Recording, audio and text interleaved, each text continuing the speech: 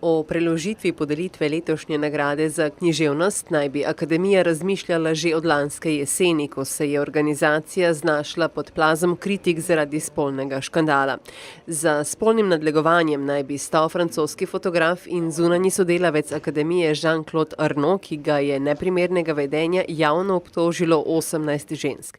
Potem, ko je zaradi škandala odstopilo več članov akademije, je slednja danes sporočila, da letos Nobelove nagrade za književnost ne bo podelila. Vi har bestämt oss för att inte dela ut ett pris i år. Och det har vi gjort efter långa och intensiva diskussioner. Men vi har kommit fram till att förtroendet för Svenska Akademin är så pass lågt i omvärlden, så det är det avgörande skälet att vi nu avstår från att dela ut priset. Švedska akademija prestižno nagrado podeljuje od leta 1901. Že nekajkrat pa se je zgodilo, da je bila nagrada podeljena z enoletnim zamikom ali pa celo sploh ni bila podeljena. Akademija letošnjega zapleta tako ne jemlje kot poraz.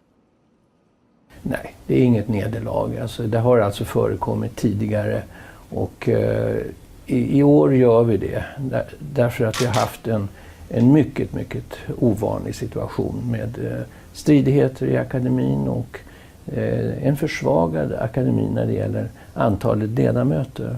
Och det tycker jag är allvarligt. Vi måste ha respekt helt enkelt för pristagarna, inte minst. Kljub zapletom in odstopom, odstopila je tudi vodja akademije Sara Danius, so preostali člani akademije vse do zadnjega upali, da bodo letos nagrado lahko podelili. Vi har kommit väldigt långt i vårt prisarbete, precis lika långt som vi brukar göra så här års.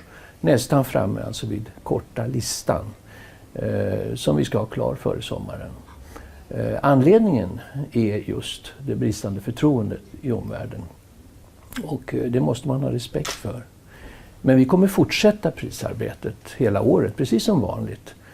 Skillnaden är alltså att vi delar ut 2018 års pris 2019 istället. Akademija sicer šteje 18 članov, od katerih 2 v zadnjih letih nista bila aktivna. Spolni škandal je švedsko akademijo še dodatno zdesetkal. Vi har bara 10 ledamöter just nu och nu måste vi sätta igång verkligen att välja in nya ledamöter och visa omvärlden att vi menar allvar. Och det kommer vi göra. Vi har redan satt igång ett stort också arbete med att förnya Svenska Akademin. Akademija je sicer že minuli mesec v izjavi za javnost sporočila, da se zaveda, da je škandal načel njen ugled. V reševanje zapleta se je vključil tudi švedski kralj Karel XVI. Gustav, sicer patron Švedske akademije.